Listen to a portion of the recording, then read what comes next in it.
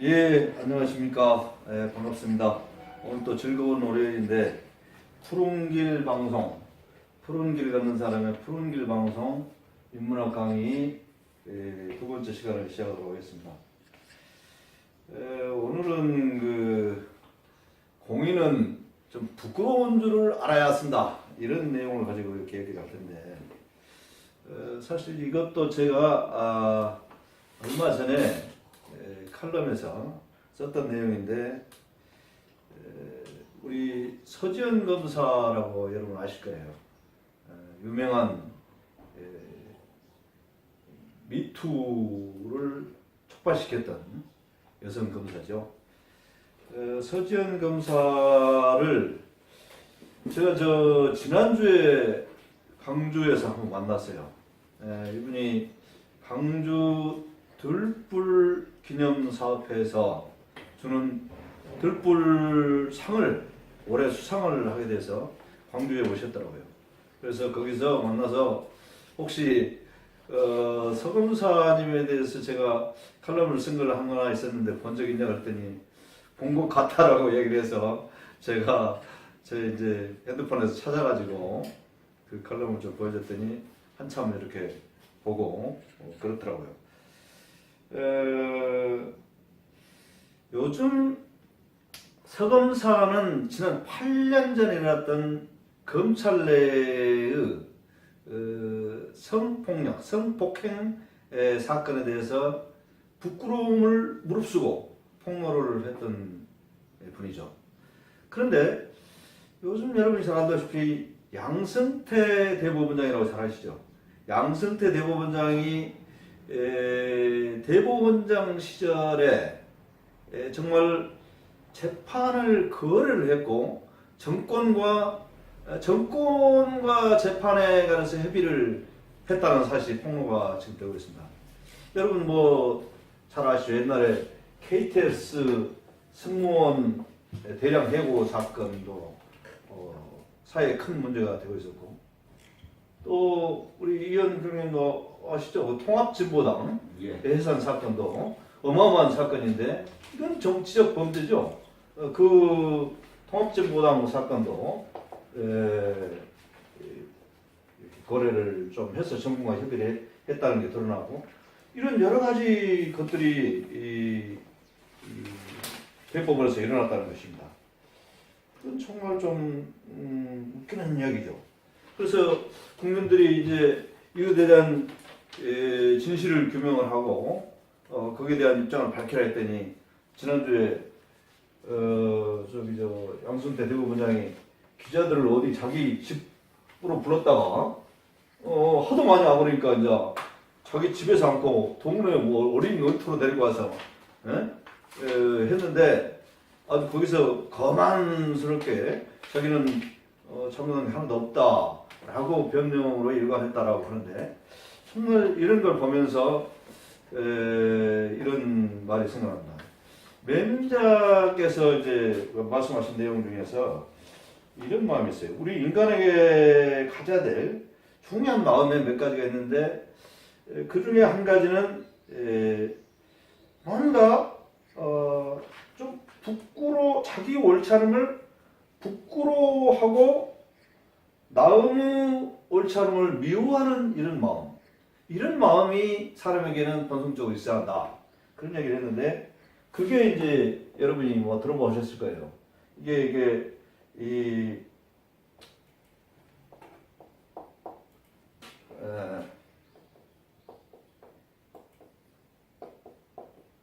수오지심이거든. 수오지.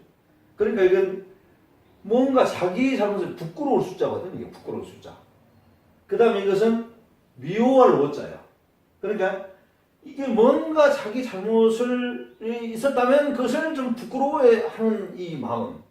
그리고 뭔가 옳지 않음을 했을 때는 그것을 좀 미워하는 이런 마음을 수오지심이라고 이렇게 말했거든. 인간에게 수오지심이 있어야 된다는 이야기를 한 거야. 그런데 아까 말씀하신 것처럼 양승태 대법원장이나 그 전에 13명의 대법관들이 박근혜 정권에서 자기들은 재판 거래나 정권의 뭐 사찰을 받지 않았다고 거짓말을 했거든. 이런 것이 다 수호지심이 없는 거짓된 이런 마음들이라는 거야.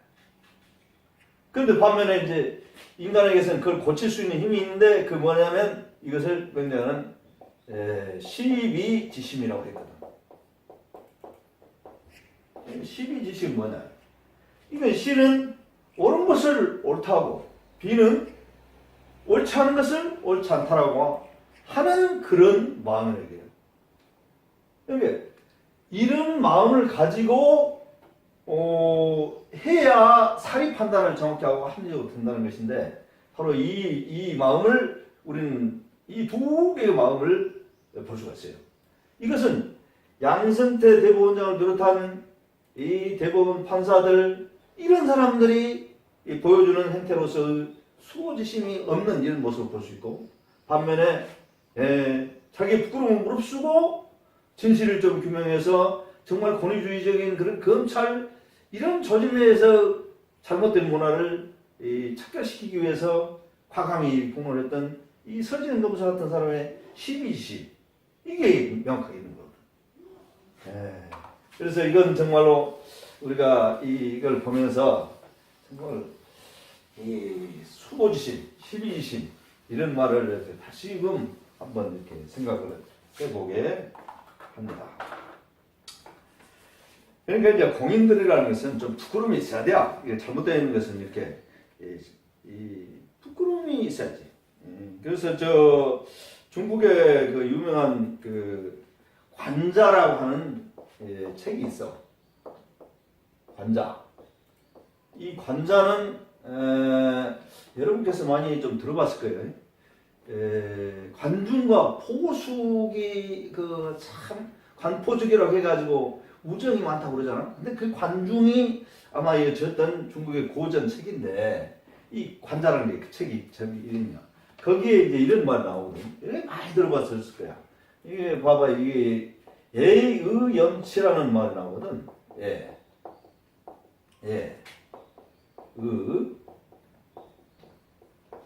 염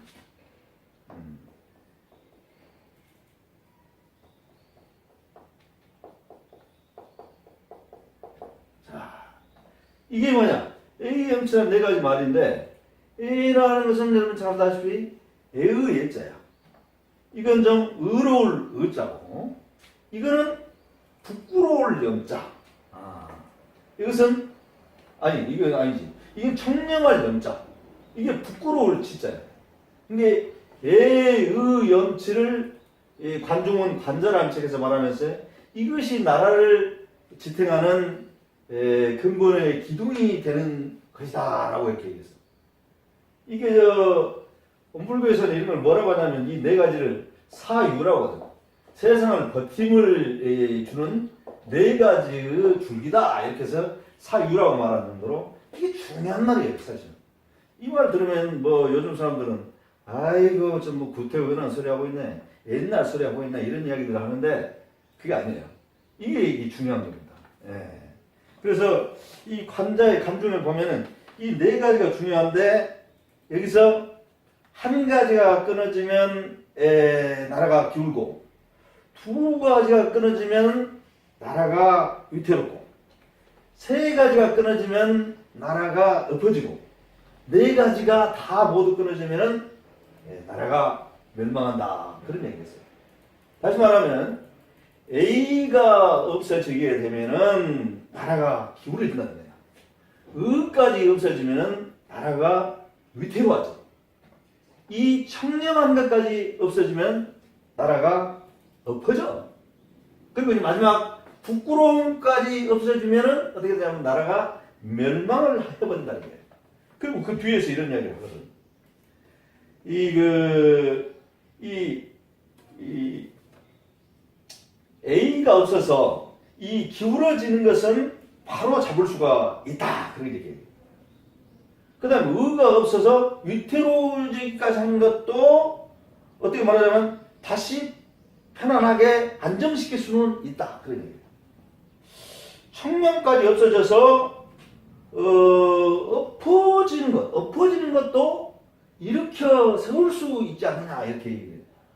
그런데 이 부끄러움을 잃어버려갖고 나라가 멸망한 것은 결코 회복할 수 없을 것이다라는 이런 얘기를 합니다.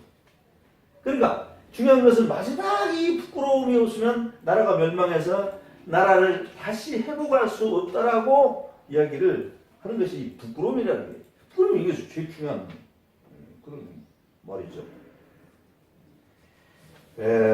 정말 이 부끄러움이라는 게 중요한데, 그래서 제가 중국의 지도자 시진핑, 중국 시진핑 주석도 2014년도에 북경대에서 교수들이나 학생을 모아놓고 자담하고 그랬는데, 이 이야기를 하더라고. 이게 굉장히 중요한 얘기죠. 중국에서는 이 A형치 4가지 강령이 있었는데, 이 4가지 강령이 펼쳐지지 않는 나라는 멸망을 한다 라는 것이 중국 선조들의 핵심 사상이었다, 이런 얘기를 하거든. 그래서 이것을 이제 현대적으로 어떻게 해석하느냐를 가지고 이제 그날 자담을 했는데, 이 A형치라는 것이 이제 중국뿐만 아니라 우리 조선에도 와서 우리 성우이익 선생님을 비롯해서 많은 부분들이 이 A형치 사상을 밝히면서 이거를 정치의 근본으로 삼았거든. 그래서 나라를 지탱하는 근본으로서 A형치라는 말을 우리가 다시 생각해볼 필요성이 있습니다. 그래서 우리가 오늘날 이 나라를 문재인 대통령 시대에 바로 잡아야 됩니다. 바로 잡으려면 무엇을 바로 세워야 되냐면 이 예와 의와 염과 치를 바로 세우는 길이 나라를 바로 세우는 길이다. 그런 의미에서 본다면 서지현 검사의 용기 있는 행동은 아까 말한 대로 부끄러움을 알면서 극복하는 시비지심이 있는 훌륭한 마음이고, 아까 같이 지난날의 적폐와 잘못을 반성하지 않고 고치려고 하지 않고 부끄러움도 모르는 이런 사람들이 나라를 잡고 있는, 이것은 정말로 수호지심, 부끄럽지 않게 이렇게 미워할 것을 미워하지 않는 이런 나쁜 이런 정신이다. 이런 것을 오늘 제가 이야기를 하고 싶었습니다. 나라의 근본은 A형치를 잘 지켜나가는 데서 잘해진다 하는 말씀을 오늘 이제 거절으로 말씀을 드리면서 마치겠습니다.